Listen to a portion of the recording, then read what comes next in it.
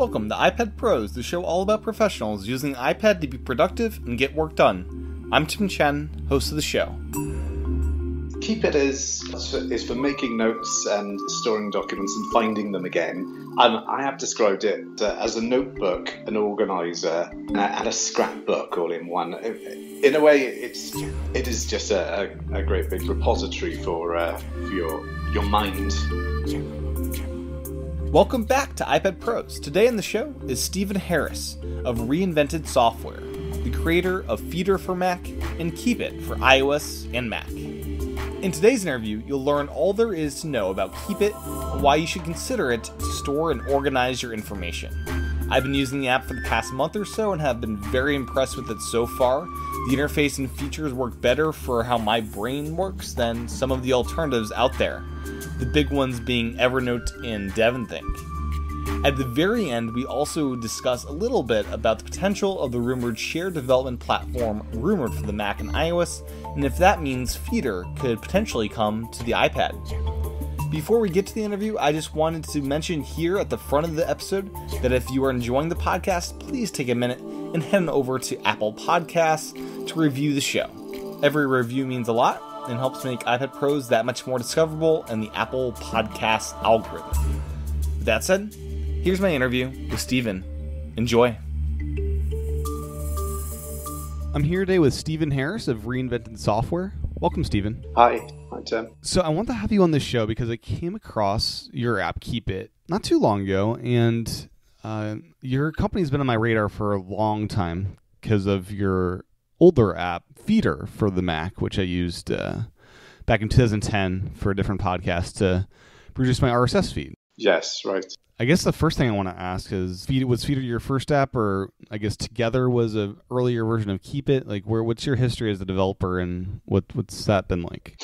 Well, yes, Feeder was my second app. So my first app was called KeepIt Together, which turned into Together, which then turned into KeepIt. And the reason, the original, I know that sounds, having had to explain this a few times now, it does sound a bit crazy. But originally, KeepIt Together was abbreviated to KIT, which is absolutely impossible to find on anything. So I had to change the name. I changed it to Together to try and keep some continuity. But I didn't really like the name. And I thought, as I needed to rewrite it a few years down the line, that, the name I really would have liked, KeepIt, I should use that now, and it would avoid the pitfalls of the KIT situation. Oh, brilliant. Yeah, because Together to me sounds more like a pure collaboration tool. Exactly. Yeah. And I think that did give the impression that, well, ironically, though, KeepIt is sort of moving more in that direction a little bit. But yes, it didn't exactly describe what the app did very well. Yeah. Yeah, and there are collaboration features that we'll get to in a little bit here. Yes. The first thing I'm wondering is how you came up with the idea for KeepIt. Was it a pain point that you had in your own life of storing data, or what was the inspiration for it? Well, it was, a long time ago now. It was 2003 and 4 when I was starting up my business, and I was doing a lot of research, and I needed a place where I could sort of make notes and save web links and documents and sort of be able to find them again, which was, the trickier part of it at the time. And there really wasn't anything that did what I wanted back then. So my first app was the app that helped me to learn how to write apps, if that makes any sense. Yeah, it does. So we've kind of mentioned a little bit of what it is and what it does. Can you kind of give the elevator pitch for what KeepIt is for iPad? Yes, sure. KeepIt is for making notes and storing documents and finding them again. I have described it as a notebook, an organizer, and a scrapbook all in one. In a way, it is just a great big repository for your mind, perhaps. Yeah. No, that's a good way to think of it. And there's a lot of different organizational tools that you can use within KeepIt to help you find things and stay organized. Yes. So over the years there have been a million different suggestions of how to do this, and I think KeepIt now condenses all these into the ones that make the most sense. Yeah, can you speak a little bit about the difference between there's bundles and there's tags? How do you use these different organizational tools within KeepIt to find things? Sure. Well, the one to start with, I suppose, is folders, which everyone knows, really. Folders, nice hierarchical folders. But they can present a bit of a problem sometimes. Sometimes you don't just want to put something in a folder. You might want to see it somewhere else. One of the first things I ever did with KeepIt Together back in 2004 was the idea of what I've now called bundles. At the time, they were called groups, which is another confusing term. You can see why I maybe changed the name. Bundles, where you can take things out of folders. You can see them all in one place, but you don't necessarily move them out of your very carefully constructed hierarchy. So you can just gather things together, perhaps even temporarily. Perhaps you just want to find a few things just for now and just look at them in a single place. So that's what bundles do. And the inspiration for them came from things like iTunes playlists and, at the time, iPhoto albums, where you could actually put, say, a photo in a few different albums. It didn't have to be in just the one, and I quite liked the idea of that. And that was before people started using tags, really, now, which could sort of do the same thing, but in a different way. Everyone's pretty much familiar with tags now because of hashtags, isn't it? You can put a number of tags in an item. You can use that to find other items with the same tag, and you can combine those tags to really sort of drill down into things. The final one is labels, which are just colored labels. Now, I know if you use the Mac, and the Files app sort of tries to do this, but tags and labels, they can have a color, they can be the same sort of thing. But in KeepIt, there is a separation between them. Labels are just colored, and tags are just text, as it were. Yeah, and the colored labels have a nice big prominent space in the UI. It's a third point in the breakdown of your lists. So yes, it's something that really you want it to leap out at you. I think that's the idea of that. Yeah, absolutely. So there's a lot of different tools, which I appreciate for people that think differently. Oh, I like tags. I don't like labels, or I like the whole bundle idea that clicks with me. Or for a lot of people, they'll use all three. There are wars fought over these things. Oh, yes. Yeah. Which is the best. I've heard it all. So with iOS 11, there's the Files app integration. What kind of things are not yet available in that integration that you hope make it into future versions? I'm sure tagging and labels and all of that doesn't carry over. What does carry over, and what's missing right now from Files app? Right. Well, you've actually hit the nail on the head there, really. If we could get the Files app to really let tags be integrated with apps, I think that would make a lot of people very happy. Maybe the labels not as much, but I think the tagging and the ability to use tags, people who like tags and use tags are passionate about them. And, the people that don't care. But I think that's really quite lacking at the moment in the iOS Files app. Because tagging is supported in the Files app just if you're just using files. Yes. It's a systemized feature if you're just using the built-in stuff. So yes, and I think it might come back to iCloud Drive, but it doesn't extend to other apps as such.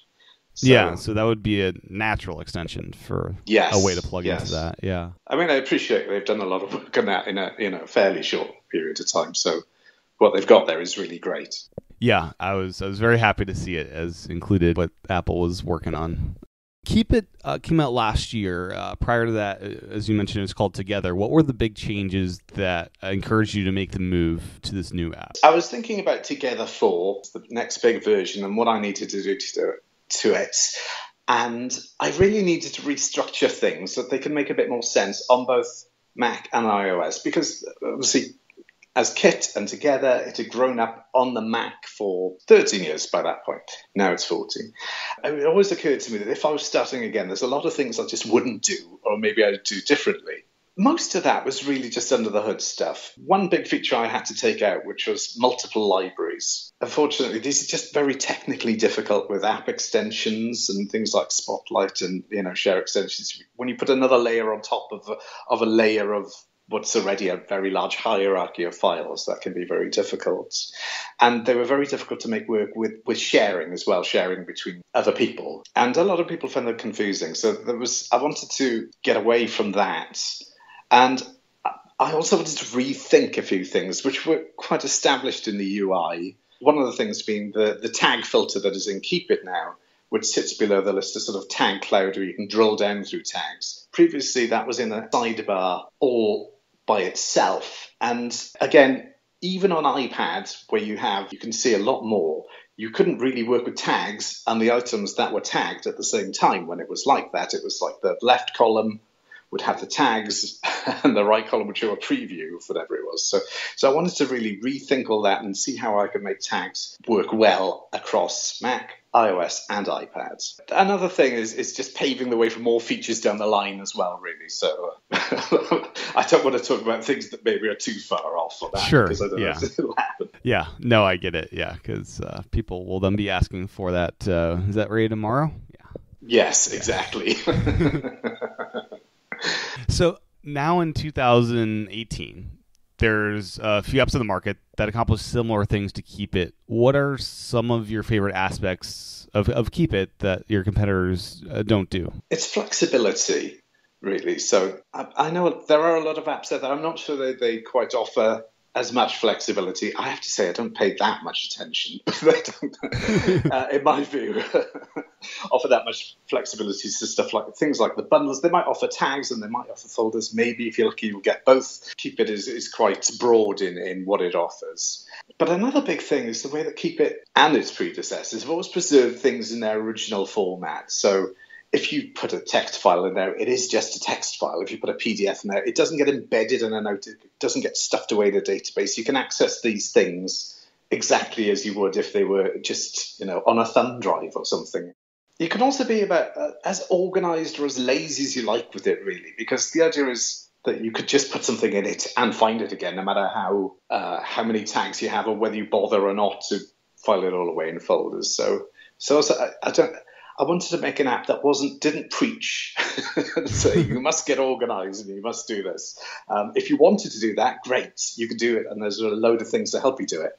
But it doesn't force you into doing it. It doesn't make it feel like a burden and work in itself. Yeah. Now, searching, how is that system implemented? Is it searching within the contents of a file as well as just the subject that you put the file as, or what's the algorithm you're looking at? It's using Spotlight now in iOS to actually index what's in the file. So it'll extract the content of its own notes, most text files, PDFs, web archives. I think that might be it. It'll extract the content and it does index these with Spotlight. So you should be able to find by content in the app and system-wide.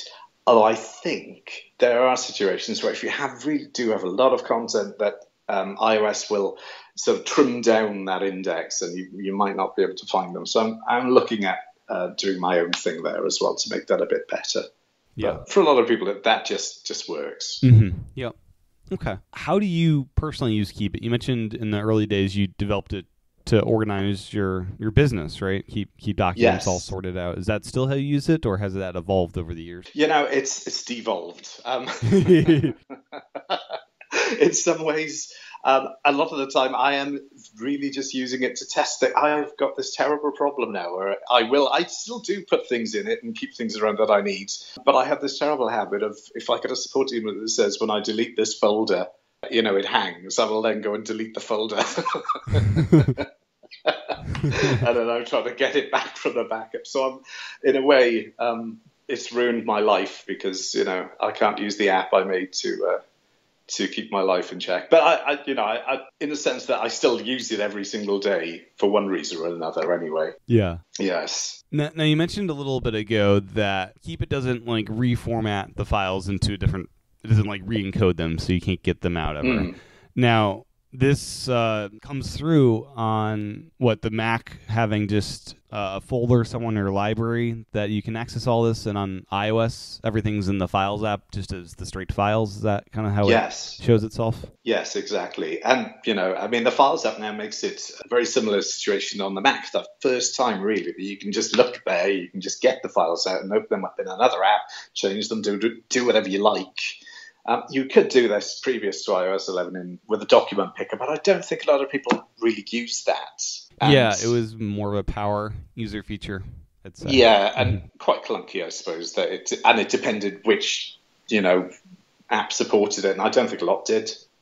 Now, getting stuff into KeepIt, could you simply drag a file into the Files app part of the KeepIt, within KeepIt there to do that? Yes, you can do that. You can do that via the Files app. You could do it as well to keep it in a split view. You can drag them over. So yes, either way, just drag in now whatever you want, and it'll automatically appear. Okay. Or it should do. Yeah. Right. Yeah. Yes.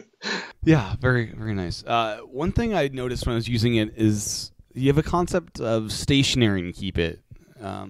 This is templating. What can you explain this concept and how you envision people using it? I've done two things with it, really. There was some people were asking for the ability to make templates of things that were already in their libraries, so that makes sense to everyone, I think. The only proprietary format that KeepIt has is its own notes format, which is just to support a few extra things that you can't do otherwise. But some people don't want that. They want to write, say, in Markdown or a plain text file or rich text files that they could then just take with them somewhere else. So I decided to use stationery to let you create empty documents. I mean, it's a template, but it's empty, of any kind of file. So you could create there are some built-in ones for plain text and rich text anyway. So you can make a new rich text file and just write in that, make a new plain text file and, just use it as though they were native KeepIt notes. Okay. And so within your own format, if people want to use that, what advantages do you have creating a KeepIt note over, say, Markdown or rich text? It's things like checklists, and they do have their own range of easy-to-use styles as well, predefined styles that you can use. There's actually no reason why you can do that with RTF, I think, on the styles. But the checklist is something that you just can't do otherwise. So that's one of the things. And particularly for people moving from some other apps that have checklists, they want to preserve those things. And so that's what they're there for. And when you make a template of your own, a stationery, you're able...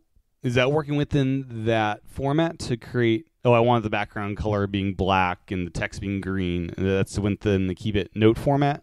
Is that accurate? Yes, you can do that, but you can. I mean, there are defaults for that as well, so you can do that either way.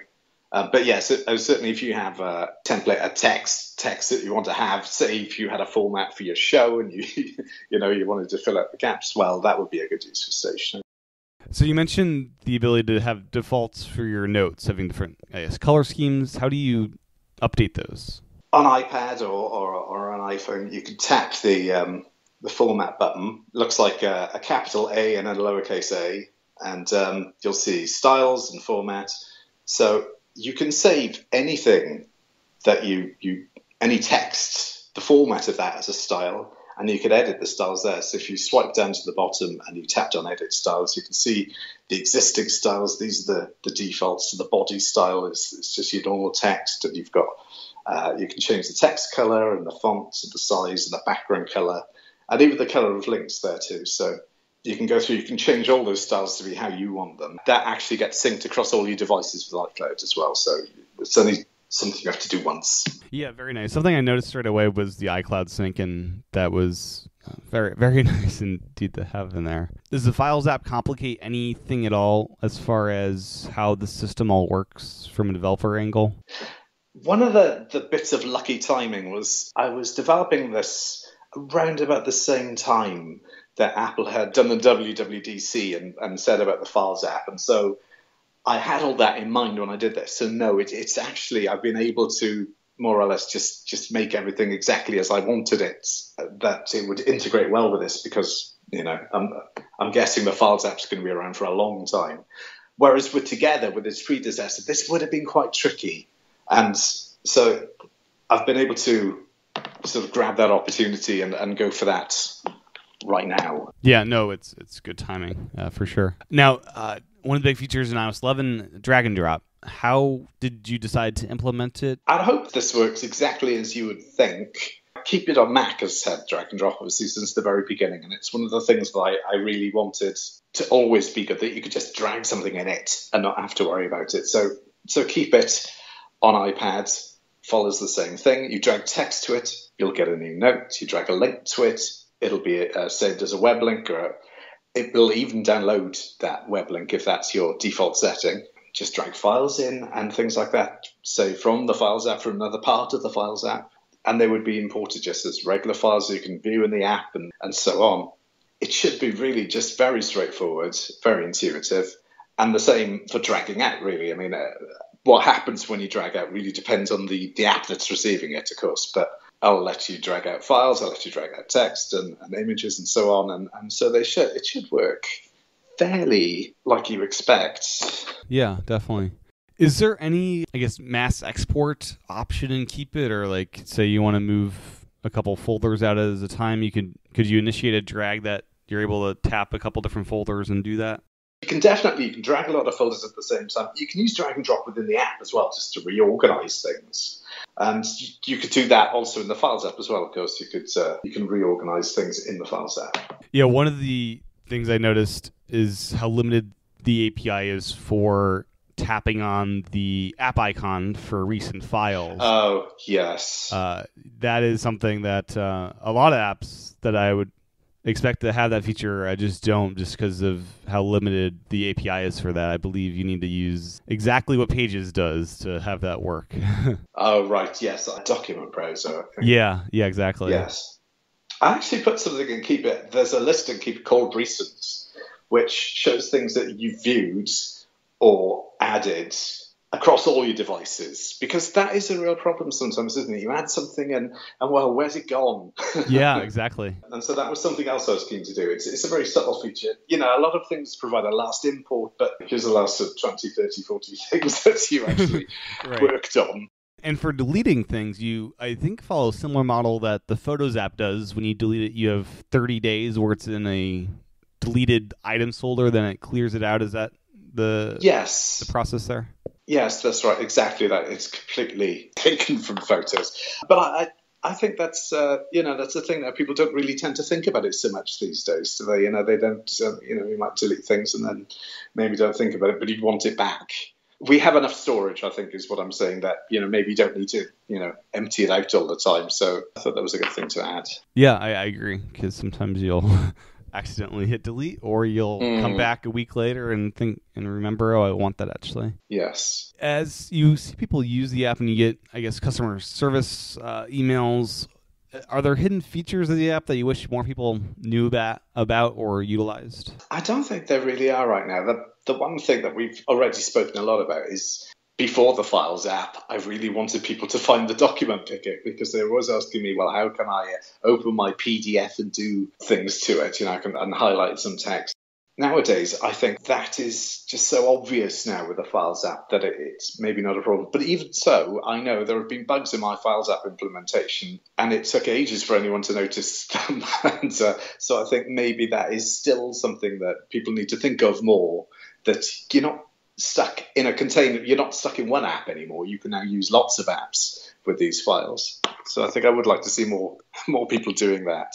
Yeah. But I have no way of knowing if they are or not, of course. Right, yeah. Now, the Mac version, are there many big differences between that and the iPad version? They're really, really not very many. The only thing right now that is significantly different on the Mac is the search is actually a lot better. It shows suggestions, and you can save searches for future reuse, which I think is something that you were thinking about.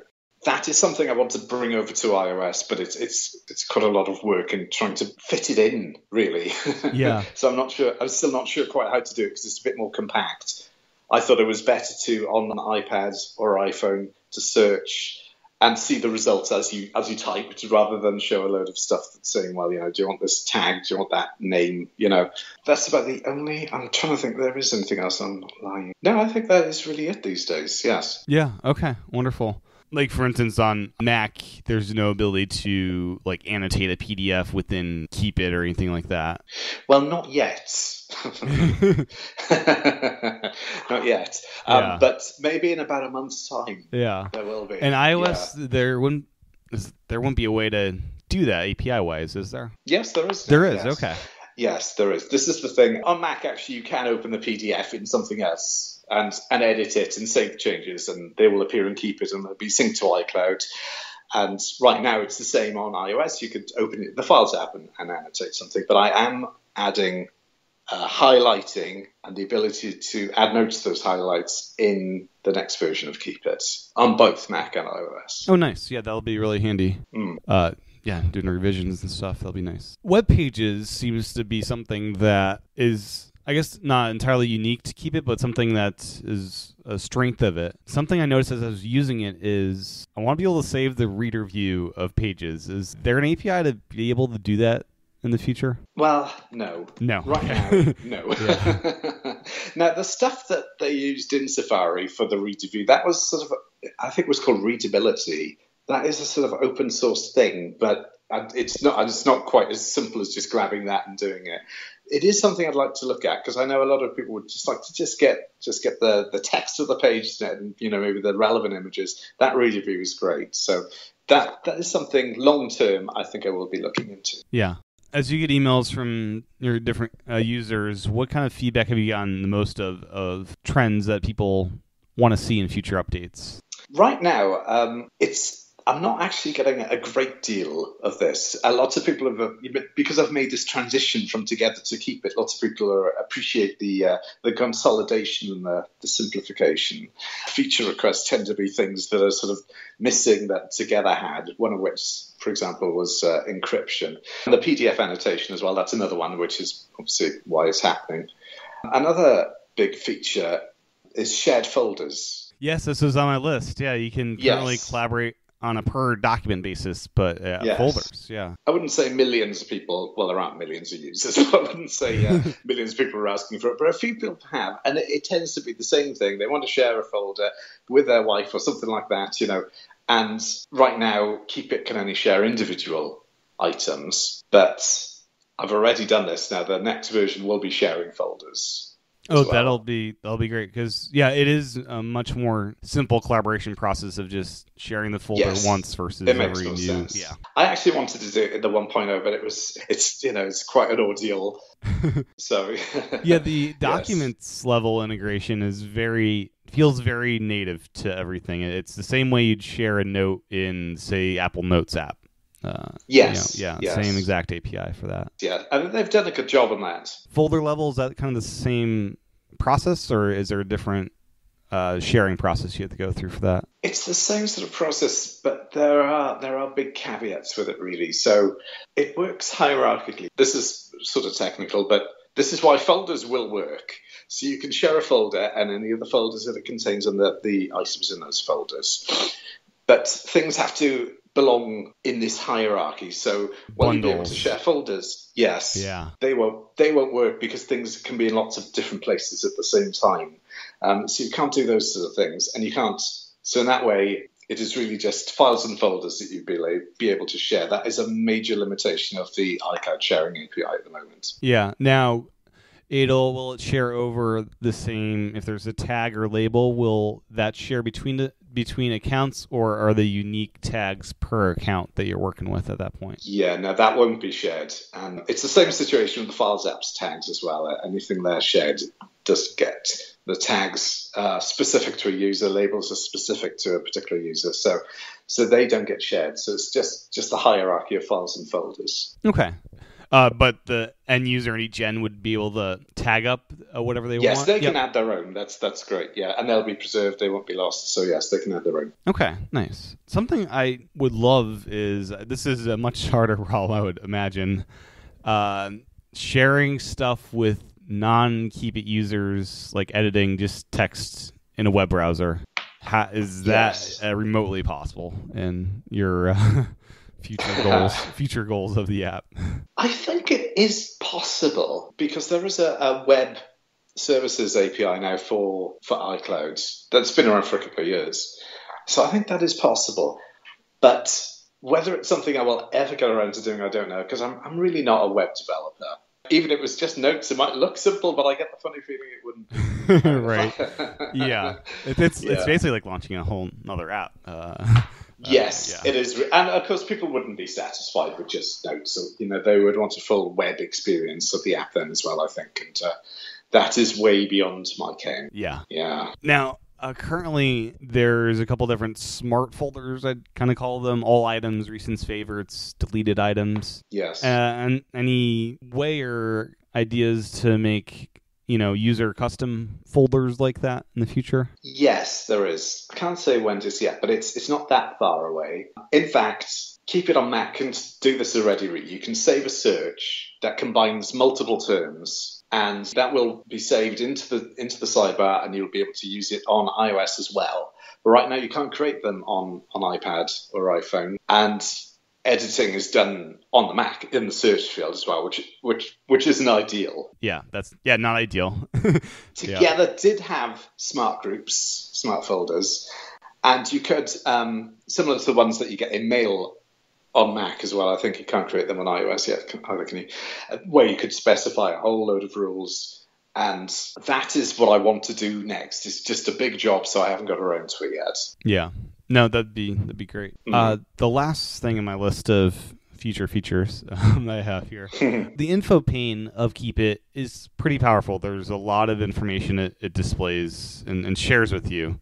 It's got things such as any tags, the source of the URL. You can put comments on files. There's information like what kind of file it is, when it was added, modified, how big it is. Lots of stuff in there. Yes. Have you considered making the where part of that tappable so you could actually move that to a different folder in the future? The where thing is meant to show just everywhere where that is. Oh, so if I had bundles, it would be there as well. Yes, and see things about like 4 that. or 5 different things. But I will say that Together actually used to use the info view to let you move things and let you add them to bundles. KeepIt doesn't. You have to tap that folder icon to the left of the I info, to the left of the favorite star, and you can move them there. But Together actually used to do it all in the info view. I actually split them out deliberately, and now you're asking for them back. But it is something I could consider, because I know that you've focused on the task in hand then, aren't you, when you're in the info view? So yes, that is definitely something I'd Yeah, another thing, as I was just using it now, it would be interesting. I don't know how many people would use this, but you're able to view the file name. I don't know if it'd make sense in any world to rename the actual file name, if people care about that or not, from info. Changing the name in the info view actually changes the file name anyway. I think the file name is just there to show, because if you can hide the file extension, you might have 2 files with the same visible name, but one might be a PDF and one might be, I don't know, a web archive or something like that. So, yeah.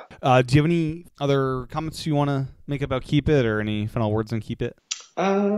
No, I don't think so. No. Okay. The last question I have for you. I'm a huge fan of Feeder and use it on the Mac, and it's bizarre. I actually have gotten 1 or 2 emails about people wanting to craft their own RSS feeds on the iPad, and I've been coming up with some custom editorial scripts to try to figure this out. We've been hearing rumblings of a shared development platform coming where you could more easily port Mac stuff to iOS. If that makes it really easy, is there any potential in having that come to iOS, that Feeder app? If it went in that direction, I get the feeling it's the other direction, getting iOS apps on Mac, but I don't know really. This is something I would love to do anyway. The only problem is it's a lot of work. I mean, to get Feeder onto iOS is something like a 90% rewrite. It's just really everything. The only things that aren't really are the sort of third-party sort of publishing things. So it's pretty much, and it's a very niche app. Yeah, it is very, very niche, very pro level app. Yeah. Yeah, but I'll have to see what they announce, I think, and because I think quite often the rumors come out and you hear a little, and it doesn't sound quite right. And then when you see the real thing, it's often a lot better than what the rumor said it was, isn't it? Or at least it makes more sense. So it'd be interesting to see. But this is definitely something I want to do. I think I am going to, when I work on the next version of Feeder, which don't ask me when, that